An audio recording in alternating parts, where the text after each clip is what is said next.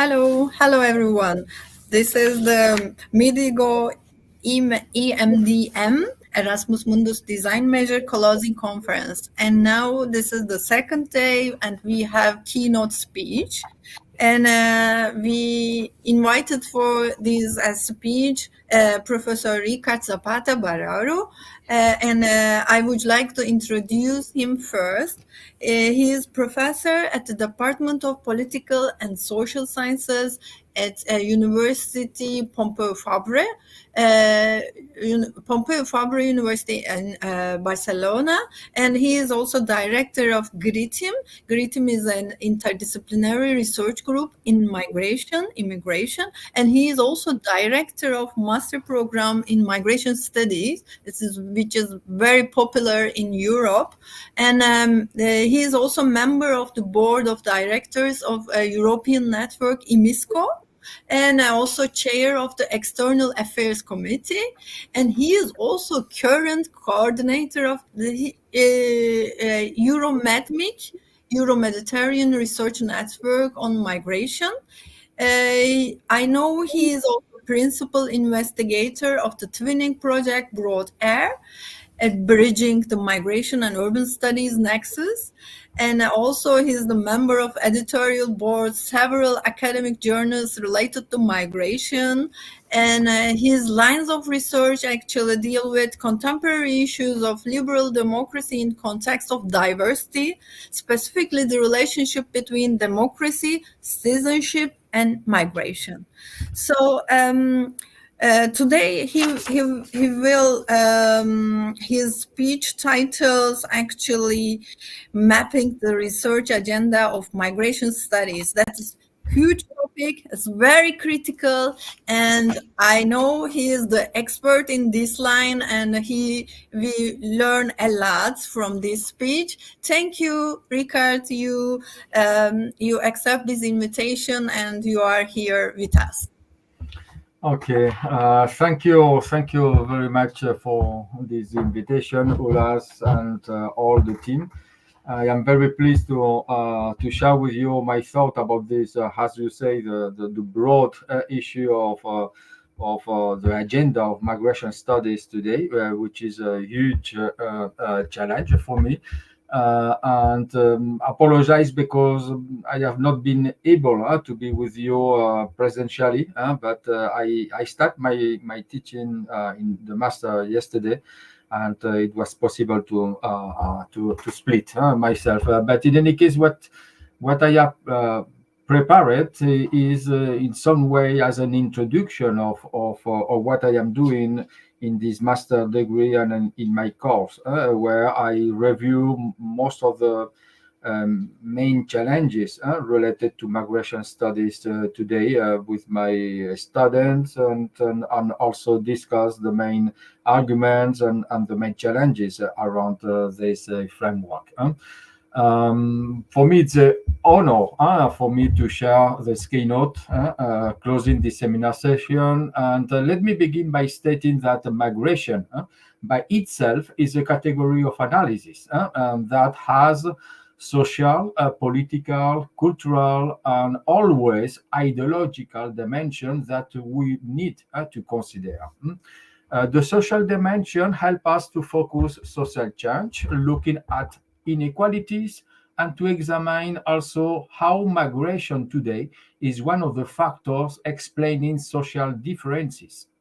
These inequalities work structurally, since the same concept of migration categorizes people according to the status that justifies inequalities and of rights and opportunities, but also socially, since being a migrant is always a situation with fewer advantages, with fewer resources and legal capacities to look for work and housing. And it is a clear factor of discrimination. Inequality was also the main theme in the last EMISCO conference in Warsaw, the world's largest network of migration research centers and institutes, where we had the opportunity to see its multidimensionality and its stark reality. Migration remains today a factor of poverty and exploitation, a factor of social inclusion in all societies. The political dimension allows us to interpret migration issues differently in terms of power relations. This means directly that power relations in our societies have a clear migration component. This is obvious, for example, when we deal with racism, which is a direct expression of power relation and a tool for maintaining them. Through this political dimension, we must also challenge xenophobic narratives and construction of an imagined former homogeneous society.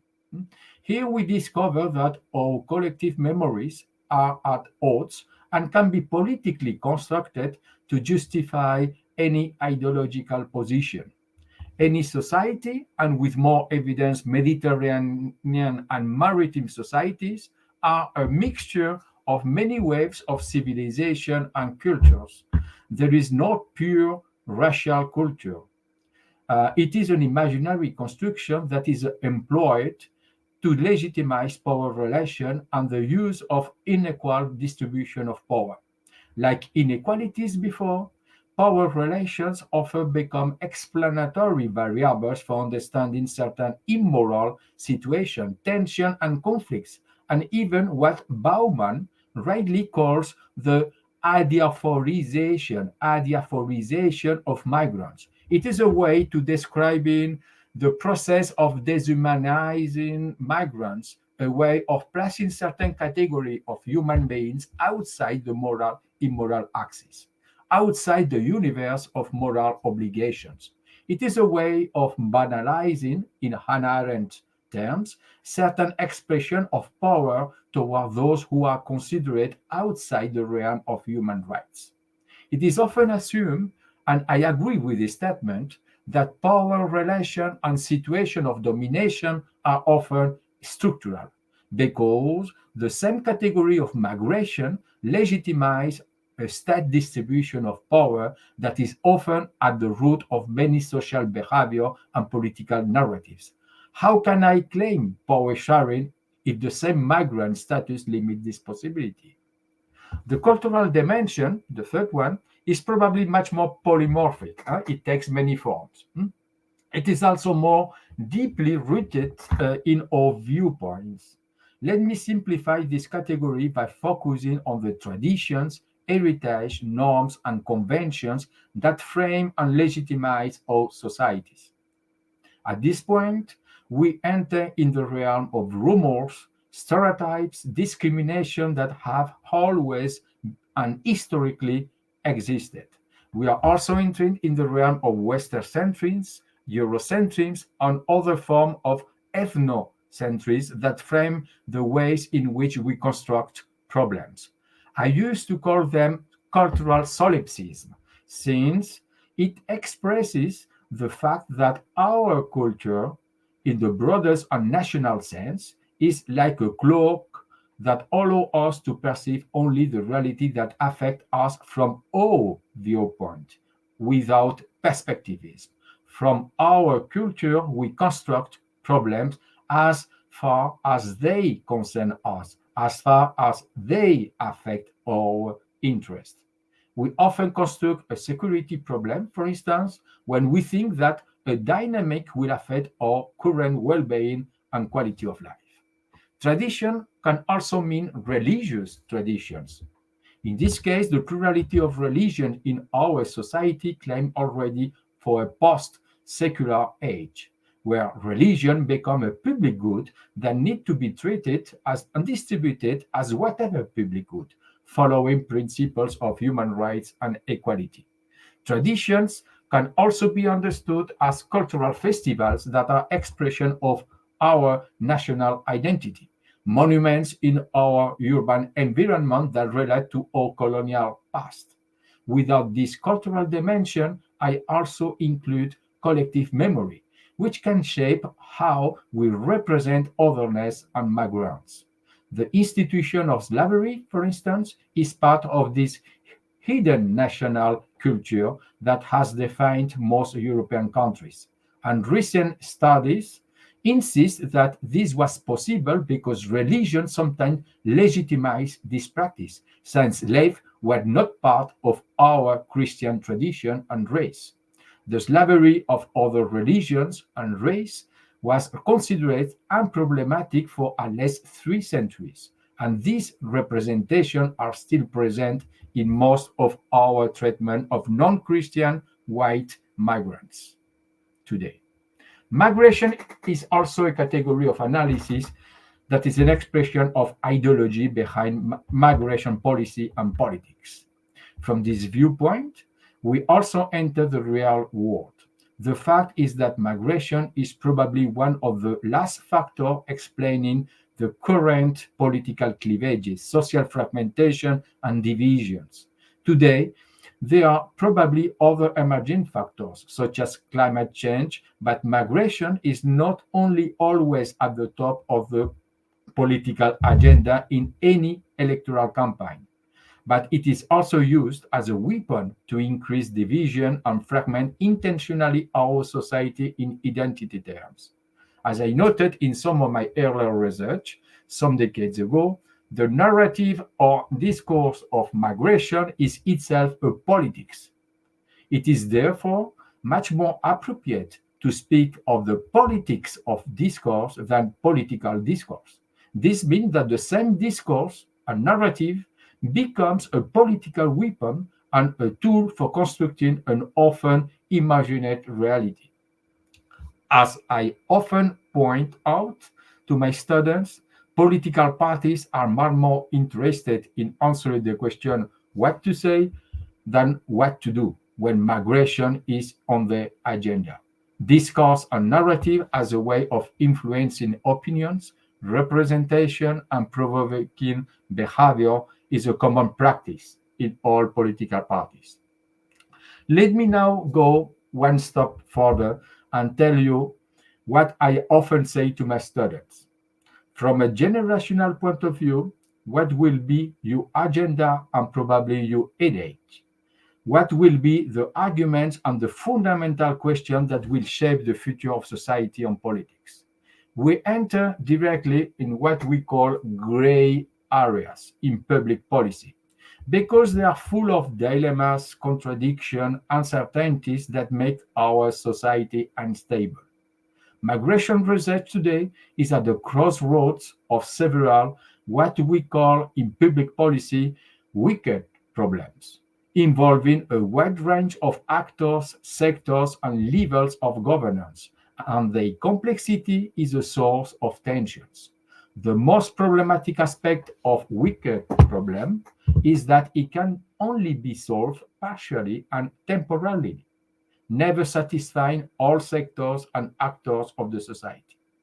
Allow me now on to sketch out what I envisage will be the future of migration agenda that is already here and that our parents and grandparents probably could not even imagine. There are characteristics that are already shaping our present and will undoubtedly determine the future of societies. I propose to think of them in the form of main frameworks that can be analyzed in terms of production of new inequalities, power relations, culture, and ideological fragmentation, the four main categories presented before. In the rest of the keynote, I am going to talk very briefly about 8 basic themes, which are the 8 basic themes of my course, also that I presented yesterday. I will be happy to elaborate some of them in the Q&A session following my presentation. These basic themes are, first, human mobility, methodological nationalism, epistemic arguments, climate justice, not climate change, climate justice, diversity governance, local turn, and demographic and historical arguments. The theme 1, mobility argument.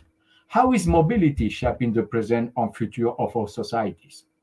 The present situation includes the consequence that economic globalization, climate change, war, and political instability in most of the world's countries have increased cross-state movement of people between global south and global east and global north, and also within the global south and global east. We are already immersed in what has been termed mobility turn. that is shaping the present and future of society. And this is especially visible in most urban systems. No study currently exists to predict that this process may slow down. On the contrary, this pattern of human mobility between states is seen as one of the most complex challenges and is a permanent growing feature of the 21st century that governments today must face. The duration and intensity of current human mobility, the frequency of contacts, variety of cultures, religions, languages, and traditions shape policies and relationships within and among countries and reflect the uniqueness of human mobility today. There is almost no government in the world that is not affected nowadays, either as destination, origin, on transit of migration and refugee movements. States and cities are becoming both seats of residence and hubs of human mobility. This places all domains, society, politics, economy, and culture, in a situation of unprecedented instability, full of inconsistencies between values such as security and human rights, solidarity and equality. International human mobility force social and political scientists to question the extent to which the normative foundation underpinning current form of governance based on substantive values of human rights, equality, freedom, and democracy continue to work. The need to rethink existing democratic structures in light of permanent human mobility needs to be discussed in length. The theme two is methodological nationalism arguments. In migration studies, methodological nationalism refers to the tendency of scholars, politicians, and policymakers to assume that the nation state is a natural and social political form in the modern world. This is a critical view of the way migration studies and issues are always problematized in terms of states and nations. It is closely related to liberalism insofar as liberalism is the theory of state. This move invites us to take a critical look at how the key concepts that shape the main policies of migration are constructed, used with determinate state-based meanings. This is a direct invitation to practice what, in qualitative methodology, we call reflexivity, as a way of strengthening our critical thinking and perspective on certain values, such as solidarity, often criminalized as crime of solidarity by states, and never used in the same way for certain category of refugees, if we compare Ukrainian and Syrian Afghan refugees. Key concepts that shape our society, such as citizenship, cohesion, solidarity, and security, are contaminated also with this methodological nationalism. The theme three, knowledge production, or epistemic arguments. The production of knowledge has always been a concern for migration studies, especially who produces it, how it is distributed, and for me, the most important question, who benefits from this knowledge? The relationship between knowledge and power, knowledge and inequality, culture and ideology is more than obvious. This needs to be articulated. Knowledge and reality, knowledge and politics and policy, and also within society is now a key area of research in migration studies. It addresses power relations, equity, consent, and ideology in the co-production of knowledge in different domains. The monopoly of knowledge in the hand of state needs to be problematized. Today, with the digital age, the knowledge crisis is accentuated.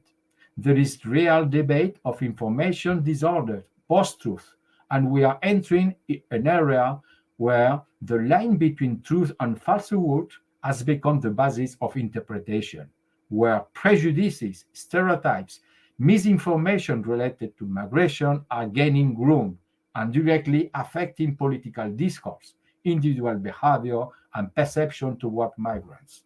Today, there is even an evidence-based movement challenging the way migration studies produce knowledge.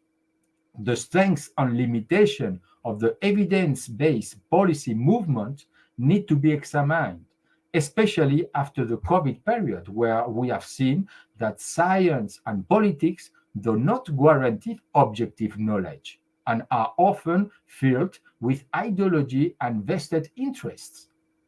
But this does not negate the need for more evidence based policies, since migration policies are often decided and implemented without too much evidence. In migration studies, we enter what Foucault called epistemology of power.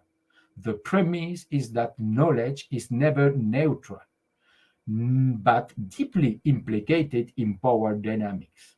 We do not know for sure how many people are dying in the Mediterranean because it is not of the interest of state to know it. How many irregular there are in the city and country is always a source of methodological adventure. The theme four is climate justice. We are still in the process of realizing that climate change requires climate justice, not only because environmental degradation is becoming an indirect cause of migration, but also because the ways in which we address the impacts of climate change in our society have a clear social class component. And migrants often belong to the sector of society that also has fewer resources to address climate change. The governance of climate justice is probably one of the most important challenges for governments today. There is an emerging term, green migration governance, which refers to the policies and practices that consider the impacts of climate change and the need for environmental sustainability. This includes addressing the drivers of environmentally induced migration, protecting the right of migrants, and building the adaptation and resilience of both migrants and communities in climate-affected areas. The need for climate shelters in our societies and cities is still an unresolved issue, and migrants are probably the sector most in need of them. Our societies and authorities are still struggling to recognize that migration will be an increasingly important adaptation strategy for people forced to leave their homes due to the impacts of climate change. There is a need to build social campaigns to socialize the link between climate change and migration. And this is certainly not an easy task, because if the campaign is done only in terms of emergency, it can produce more negative effects. In other words, a poorly focused campaign can generate more rejection and further fuel xenophobia if it is framed, for example, in terms of avalanche of climate migrants, or a tendency in the narrative to over-victimize also migrants. Given that we are in the context of a climate emergency debate, framing migration within this narrative can generate panic, fear, and result greater tendency to demand protection and security and to perceive migrants as an additional problem. The diversity governance argument, the fifth argument that I wanted to sketch. We are still in a paradoxical situation here, because even if globalization is widely accepted, one of its effects, diversity, is still resisted. The recognition of diversity as a normal way of life for our society is still an open question. I said yesterday to my student, we are 30 years and we are still asking how to govern diversity. That's amazing. There are still political and social forces that are against diversity and that see diversity as the main evil that need to be stopped. Today, there are several proactive diversity proposals. There are at least three mainstream policy paradigms: multiculturalism, civic nationalism, a new version of assimilation, and intercultural citizenship. Certainly, all of them recognize diversity and build their proposal as the regulatory challenges posed by this policy in the context of citizenship theories. There is a need to look at the complementarities because these policy paradigms, rather than seeing them in terms of conflict, need to be discussed in a pragmatic way. Since not all multicultural devices are acceptable, does not follow that we need to live in multiculturalism aside, since the search for compensation can be justified for those that race and religion represent a deep inconvenience to benefit from the opportunities that our society offers. A relativization of this policy is therefore necessary, together with complementarities. Interculturalism is a strategy to focus on positive contact between people from different backgrounds.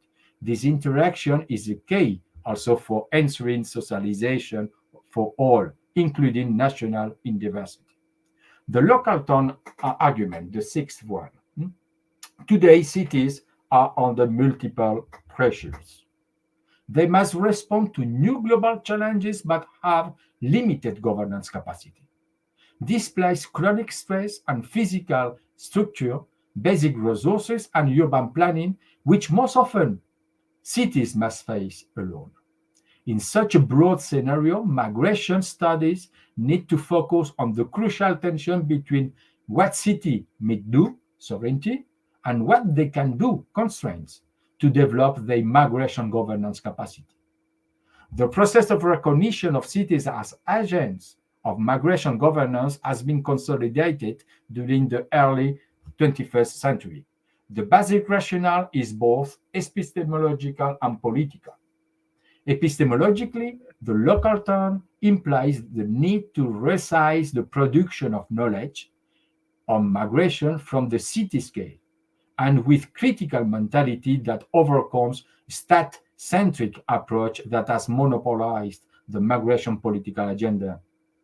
Politically, this scale shift means that cities are now seen not as simple units of states, but as actors that can autonomously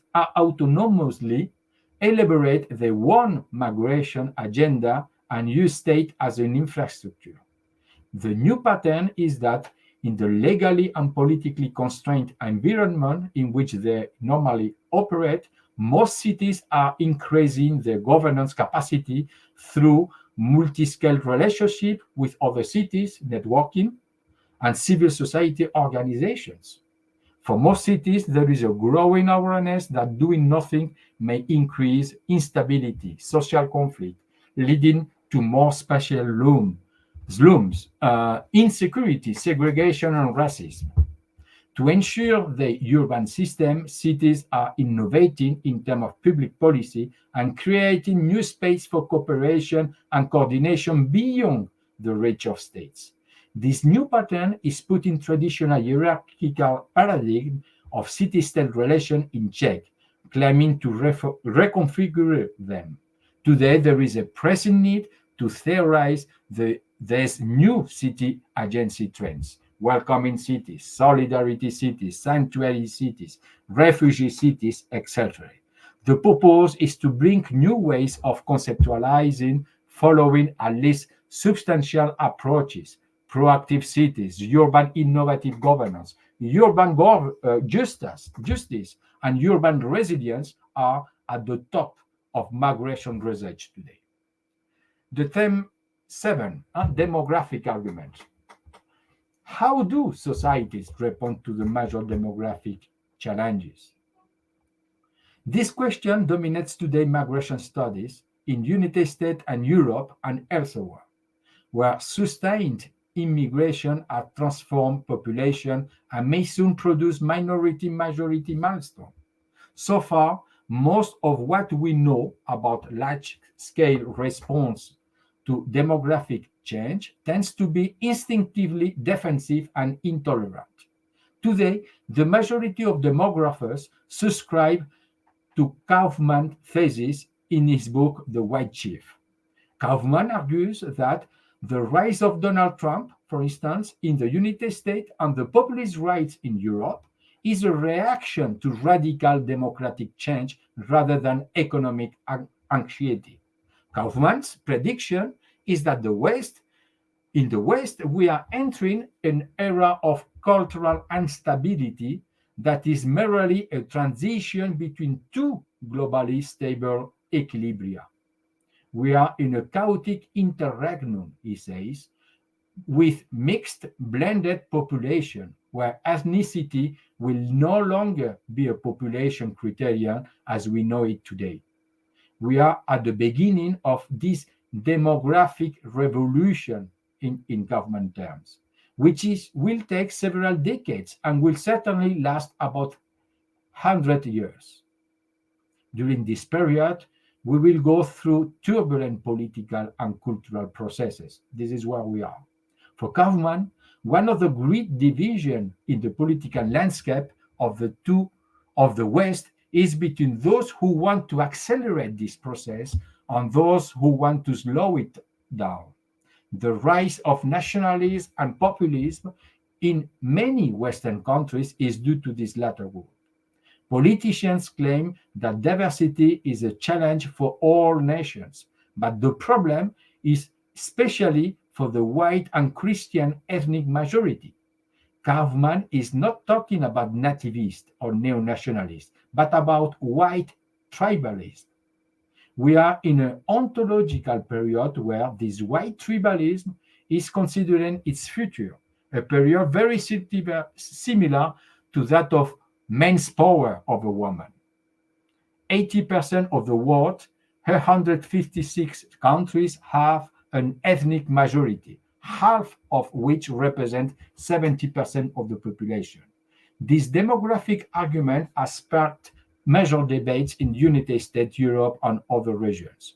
In this demographic debate, for instance, Taguieff greatly speaks of the politics of myth in migration studies, when examining also the newly emerging theories of the Great Replacement in France, but also used as an argument in Italy, in the United States under the Trump administration.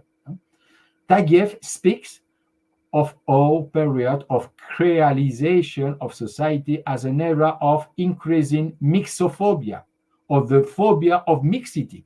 This fits conspiracy theories that use arguments from critical race theory and other relevant perspectives to construct an imagined past of homogeneity that never existed.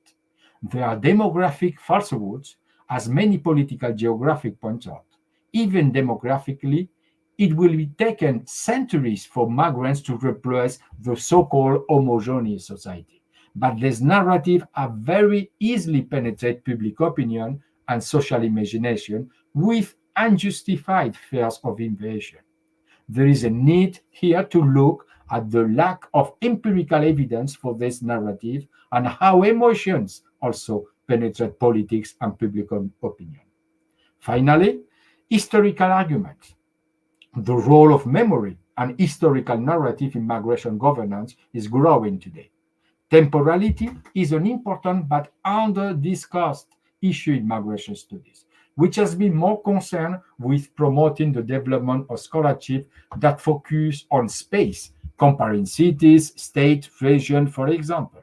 Time and history are often overlooked in all aspects of migration studies. There is a research framework called Chronotope, that attempts to link and argue for the interdependence between space, top, and time. Chronotope is the link or the interface between space and time. Understanding the role of history and memory is essential for comprehending the new critical trends in migration studies. An epistemological chief rooted in historicism and post-colonial thought is necessary to address questions concerning the epistemology of ignorance, reframing migration research, particularly in Mediterranean geopolitical context. In migration studies, we need to overview the main interpretative framework influenced by historical arguments. Furthermore, there is a need to decolonize our system of political, social, and cultural representations. As an illustrative example, how can an understanding of history better inform research on migration? How does history can shed light on our current and future agenda on migration research?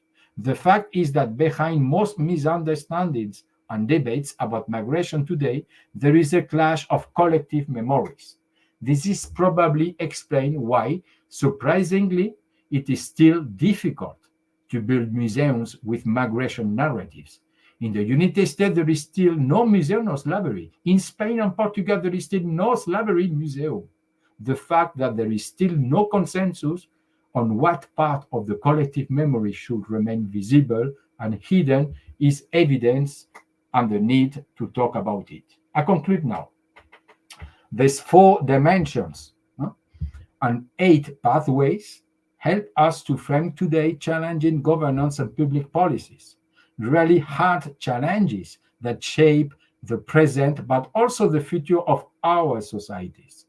These are probably tasks that we, as the older generation, can only frame and leave to the new generation the task of addressing them. What is certain is that the way these issues are addressed will shape the future of our society and governments. Perhaps it is because we are aware of this fact that it raises so many doubts, more questions than answers. The fact we are entering either an era of dystopia or an era of utopia is undoubtedly obvious. And I would also like to believe that it is still in our hands to decide what kind of scream we want for our future generation. Thank you.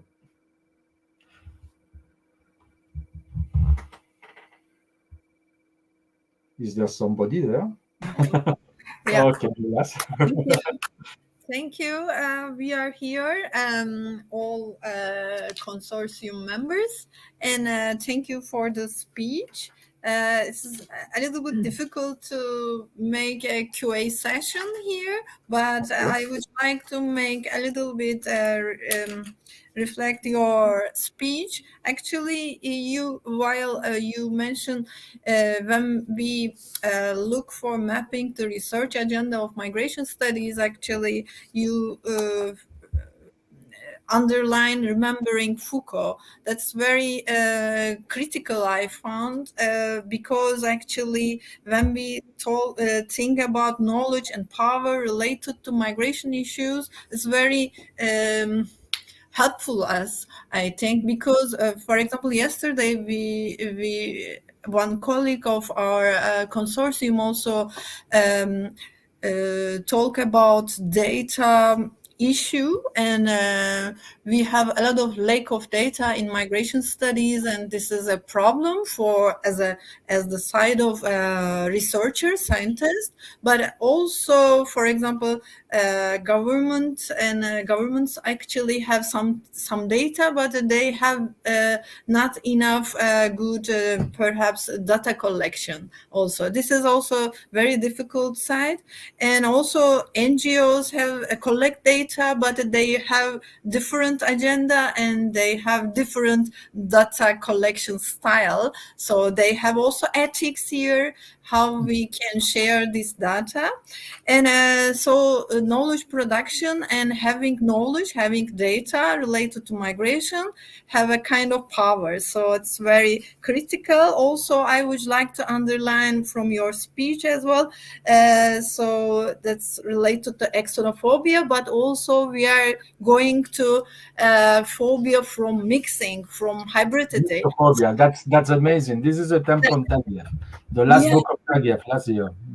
Yeah, that's very interesting, and I think your speech actually we are moving conceptualization and contextualization of migration issue differently, because we need different terminology, different concepts probably, and you also stressed the city context, because actually with urbanization, actually migration is always going to mostly urban, mostly city centers, and also city banlieues. So it's city still is it should be focused. But also in your speech, I would like to underline climate change and all new challenge also impact also a pandemic process, also impact migration studies. So we should always look for some intersectionality. Perhaps as a last word, because I didn't catch your point related to gender issue in migration. Perhaps I can ask about this, and then thank you again for your speech. Thank you. Also, sorry, Ricard. Actually, Natalia have another question. Probably you can Can you listen. hear me? No? Could you hear Can you her? hear Yes, me? yes. A pity I cannot be with you. It's a Great. pity. Thank you. This was amazing from my point. I'm sorry, I wasn't from the very beginning because I had some troubles to find the room, and I'm very sorry if I ask something that you have already mentioned in the beginning. Actually, the things I wanted to ask Professor Zapata Barrero have a lot in common with what Professor Sunata asked. We were talking yesterday about the production of knowledge, and we were talking about governments. I mean, it is normal that governments are producing data about the numbers of asylum seekers, about the numbers of granted asylums, and so on. It is their competence.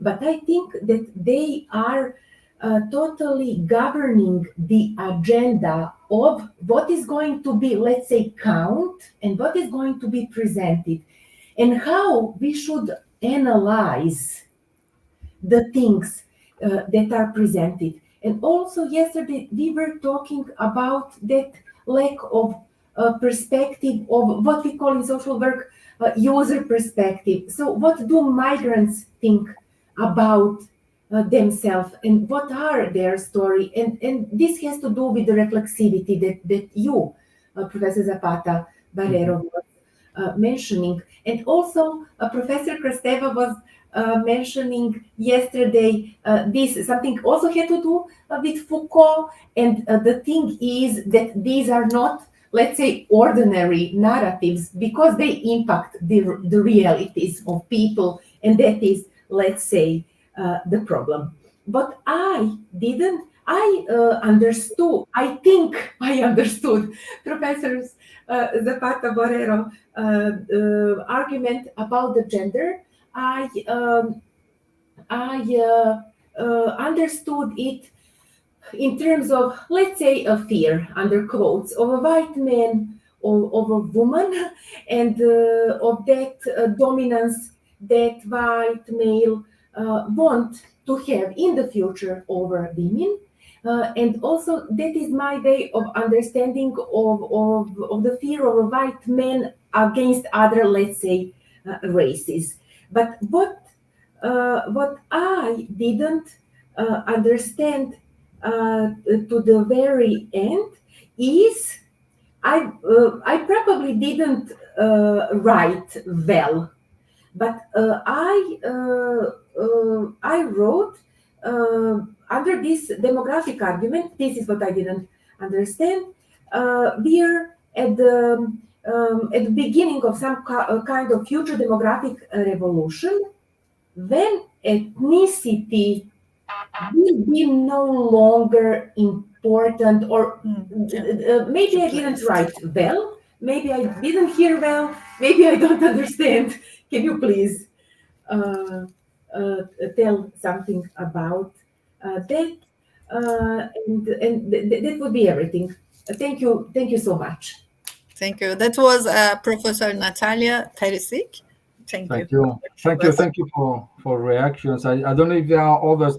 Okay, it's obvious that from my point of view to prepare this keynote was challenging, because it was, as Yula said at the beginning, it's very, very broad, and then I have just time to select main themes and leave others. The gender issue, for instance, is one of the themes that was initially, and I have to leave, but also activism. Activism is becoming a very important issue in migration, because it is a way of expression of those that have not the power.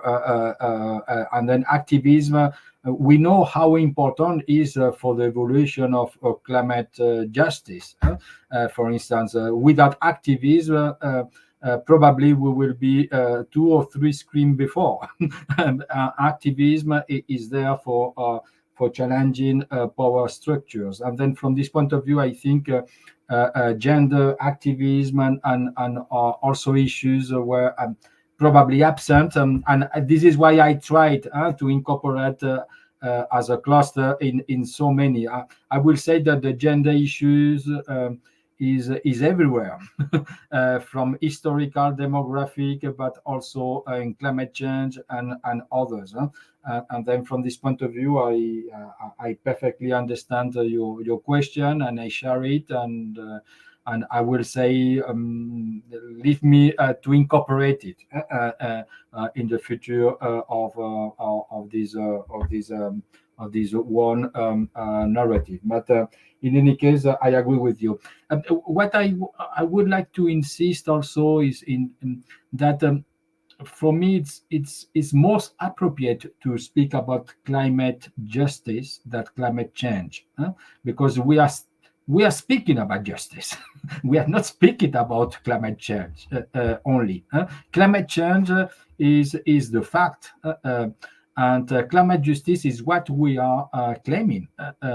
That is to put and climate justice has been incorporated lately in the debate, even in most of the COPs meetings. The justice is still a difficult topic, because this forces us also to speak not only about migrants' mobility because of induced climate change and so on, but also how we are organizing our society, taking into account climate change, and how those that are less resources, power, and so on, has much more difficulties because they are to address the challenge of climate justice. Climate shelters is something that is being done without any. It belongs still to the realm of the will or political will of any city, but there is not still a deep reflection on what does it mean for our societies today. For instance, to have climate shelters for those that cannot manage to have and to address the climate change challenges. And then from this point of view, from a social class component, climate justice need to be addressed, and of course migration here becomes a prominent variable. And related to the knowledge, I fully share, and it is one of my concerns. My concern is not only about the black box, that there are still interest, ideology about knowledge production, why we know certain things, but we ignore others, and we need to know more about that, and so on. Why it is so difficult to do comparative studies at the city level, because each city manage information and data very so differently. When you are doing research comparatively, that is very difficult, if not impossible, from this point of view. And then, but I will say that there are 3 questions, and in my keynote, I insist, I address the 3 questions. Production of knowledge, who produce knowledge is very important. And this is why local tone is so important, because the cities are able to produce different knowledge that often clash with the knowledge of the states. and this is so important, but also the knowledge of different actors. If we take security, then the state built knowledge according to one way of understanding security, but the human security is the knowledge that need to be produced by NGOs and so on. And then I think this is maybe one of the challenges of MiDiGo also, to take seriously one of the recommendations of the European Union, which is build a space for co-production of knowledge, which means that knowledge is not in the hand of researchers only, but of different actors. And I include, of course, a civil society organization and also political, cultural actors, and so on. And then we need to build this kind of space of co-production of knowledge, because knowledge is not in the hand of one actor. I think this is very important. But also, there are two questions, and I finish with that. The question of who produces knowledge, but how knowledge is distributed. I think here, if we want to, we can introduce the power relation, but also justice, because the knowledge is not distributed equity following equity principles. There are some people that have difficulties to have knowledge on migration, or maybe the knowledge that they have are filtered by stereotypes and so on, because there is a political will to do this kind of thing. And then from this point of view, the distribution of knowledge becomes a prominent question.